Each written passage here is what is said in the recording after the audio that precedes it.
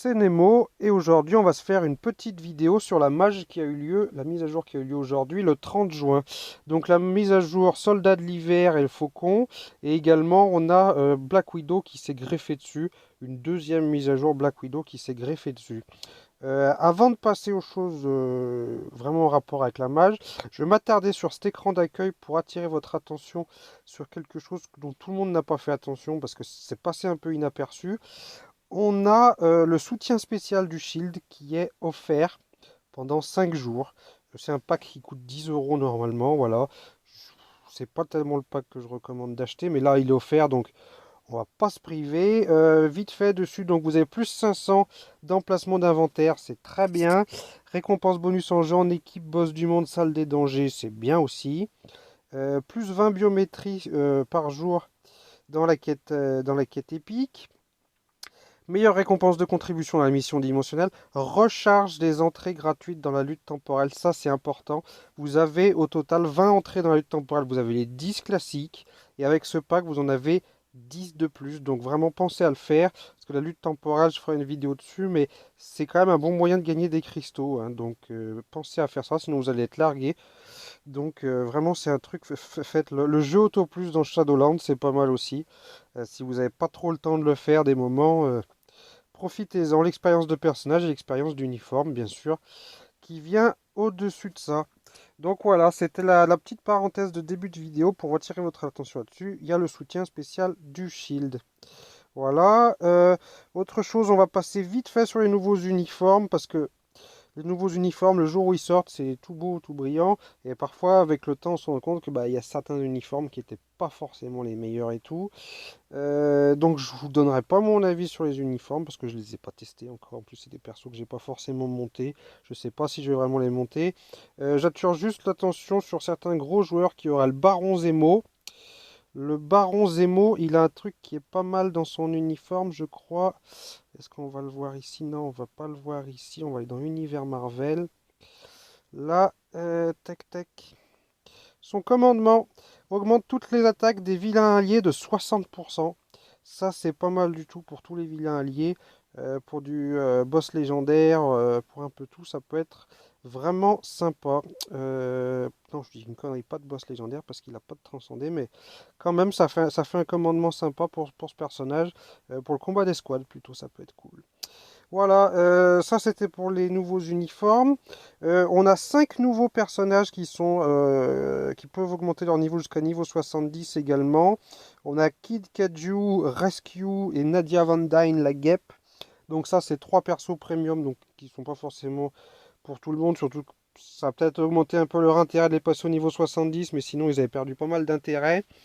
On a Kate Bishop et Sister Grimm qui elles sont des persos gratuites et qui peuvent également aller jusqu'au niveau 70. Également en perso en ce moment qui évolue un peu, on a Yelena. Yelena qui a désormais le potentiel transcendé, ça peut être pas mal. Si vous l'avez débloqué notamment dans le combat légendaire Black Widow. Un autre gros intérêt, donc on a le Faucon, bien sûr, il ne faut pas que je l'oublie. On a le Faucon qui était 3, bien sûr, maintenant c'est quand même ça, moi j'ai lui aussi. Un autre personnage, moi sur lequel je vais plus m'attarder encore, c'est Taskmaster. Taskmaster, on a parlé dans les soutiens, c'est un très bon soutien. Si en plus vous l'avez T3, ça veut dire que vous pouvez même l'utiliser dans les DRX et dans les boss légendaires. Donc ça vraiment c'est un perso combat à mon avis qui va avoir quand même pas mal d'intérêt. Ne serait-ce que pour être pour servir de soutien. Ensuite, des petites choses qui ont changé avec la mage.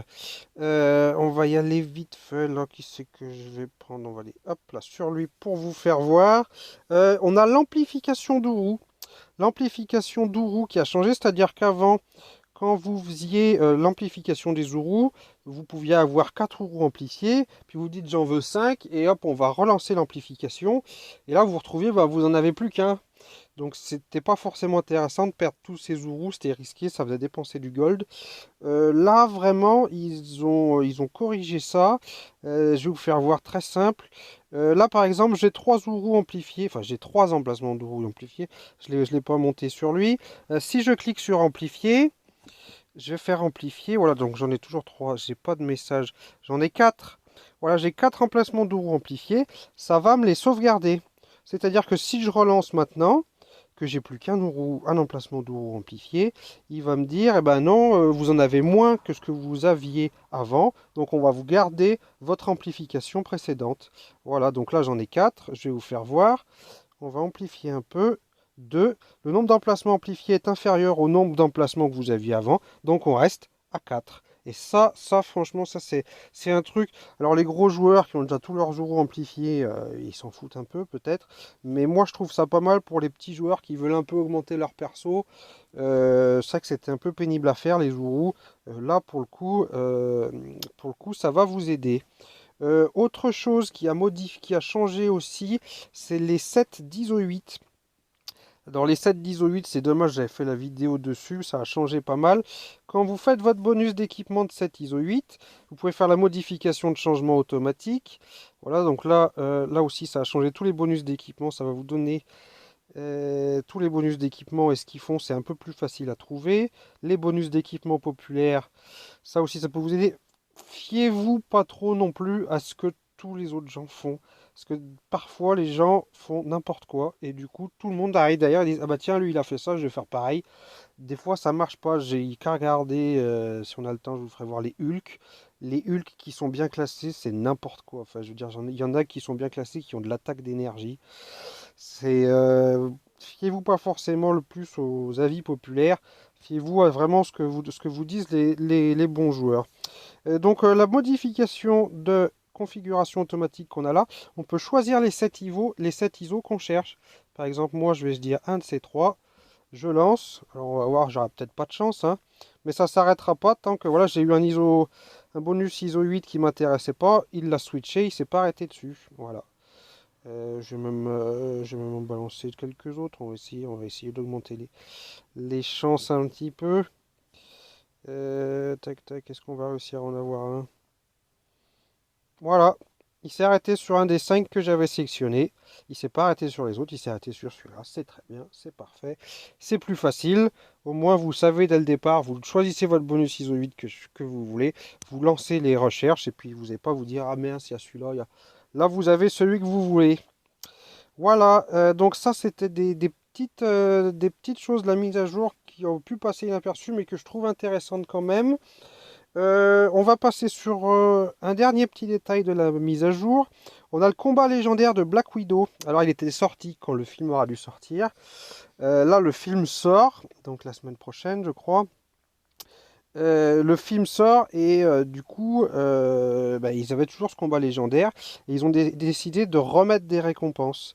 Voilà, donc si vous aviez déjà fini le combat légendaire à 100%, sachez que il y a des nouvelles récompenses qui sont disponibles. On va faire un petit détour ici. Voilà, donc là j'ai des puces d'XP d'uniforme, des tickets, des pièces d'or. Il y a un petit peu de tout en basique à faire en plus. Et il y a un petit peu également dans le mode extrême. Voilà. Ça c'était la dernière petite chose. On va essayer de rentrer dans le vif du sujet, mais je vais pas trop m'y lancer dedans non plus parce qu'on ne sait pas encore tout. Le gros truc de la mage, au-delà des uniformes, des personnages, tout ça, c'est les quêtes guidées. Alors la quête guidée, j'en avais pas parlé parce que moi je peux pas faire de vidéo dessus vu que tous mes personnages sont T2. Avant il y avait la quête guidée pour les personnages T2. Vous preniez un personnage, vous l'augmentiez T2, vous aviez le bonus sur son uniforme à moins 50% et ça vous guidait jusqu'à l'avoir T2. Ils ont fait la même chose pour avoir un personnage T3. Et ça, je trouve ça quand même pas mal. Alors, au début, en gratuit, vous aurez 6 personnages de base.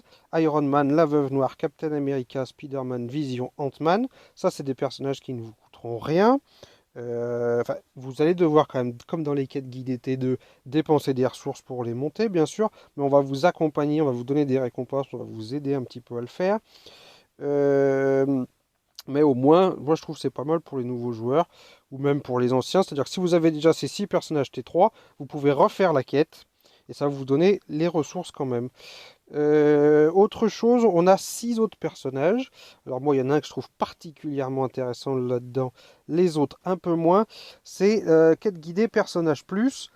On a Venom, on a Hulk, on a Thor, on a Loki, on a Ghost Rider. Alors ça, c'est des persos que vous pouvez monter gratuitement sans forcément dépenser les cristaux. Donc, je sais pas. À voir vraiment ce que va vous apporter la quête et tout. Sachant que si vous faites ça, vous avez des récompenses instantanées, les fragments de cube cosmiques, les poussières dimensionnelles et tout ce qui est matériaux T3. Le sixième perso qui est là-dedans, franchement, c'est quand même un perso premium. C'est Carnage. C'est un perso qui conne bien assez fort. C'est un perso qui est intéressant, hein. C'est un très bon symbiote. Moi, je pense que je vais économiser un peu et que je vais partir là-dessus. Alors, c'est un peu flou pour le moment encore. On ne sait pas trop si on pourra la refaire une fois terminée ou si c'est une fois et après c'est fini. Et à la rigueur, au prochain event, eh ben, ils nous redonneront peut-être une quête guidée. Je sais pas trop, c'est un peu flou. On verra avec le temps. Pire, checkez les commentaires si vous dites que la vidéo a déjà quelques semaines ou même quelques jours, hein. J'essaierai de le mettre dans les commentaires ou où je modifierai la description pour vous dire ça. Voilà, et bah écoutez, c'est à peu près tout sur cette mage. Si vous avez repéré d'autres trucs qui sont pas mal, bah mettez-le dans les commentaires, ce sera pas mal. Vite fait, on va passer sur la quête d'événements. On a le magasin d'événements qui s'est ouvert. Il va pas s'afficher, mais moi j'avais déjà pris la sélecteur d'archives de Titan. On a les tickets d'évolution qui sont pas mal.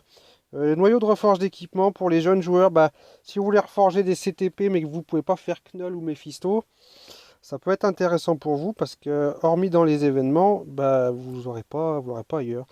Les tickets secrets, obélisque extrême, oui, après c'est des petites récompenses.